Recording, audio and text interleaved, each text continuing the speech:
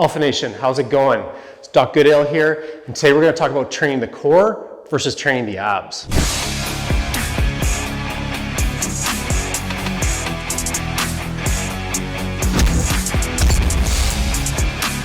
So what do I mean when I say training the core versus training the abs? When I talk about training the core, I'm talking about training all the musculature kind of in the mid-trunk of the body.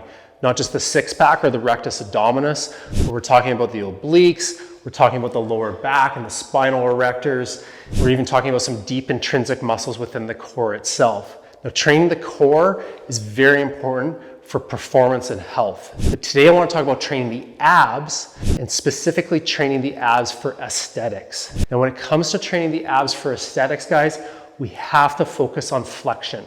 So if you want those six-pack, or for some of us, those eight-pack abs, and we really want to get them to pop, we've got to do some crunching in our training plan.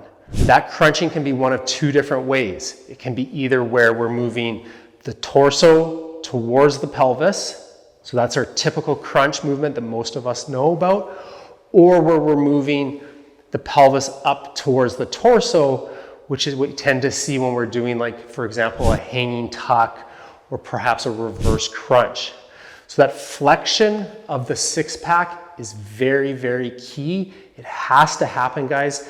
That's what that six-pack does if you want to build that muscle group. Now, if we really want to get it to pop, guys, I would suggest that we don't just do body weight movements. We have to do some weighted and loaded movements as well, because we have to train the six-pack just like we train any other muscle group. It's no different from the biceps, the chest, the quads. We have to train it loaded, so we have to put it under some tension, and we have to train it close to fatigue.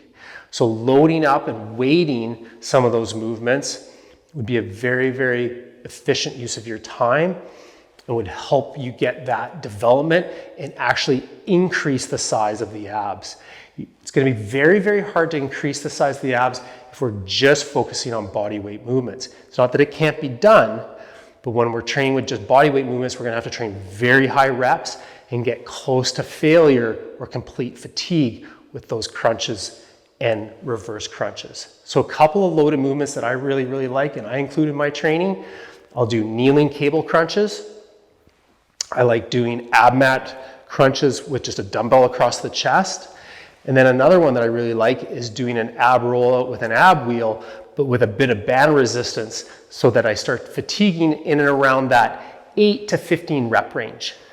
Now, when it comes to sets, kind of just like any other muscle group, 2 to 4 sets, 8 to 15 reps. We kind of can spread that out across a couple of workouts through the week. Okay, guys, there's some strategies to really help that six-pack pop. If you like this content, please give it a thumbs up, subscribe, and leave any questions that you have down below. We'll get back to you, and we can't wait to see you next time.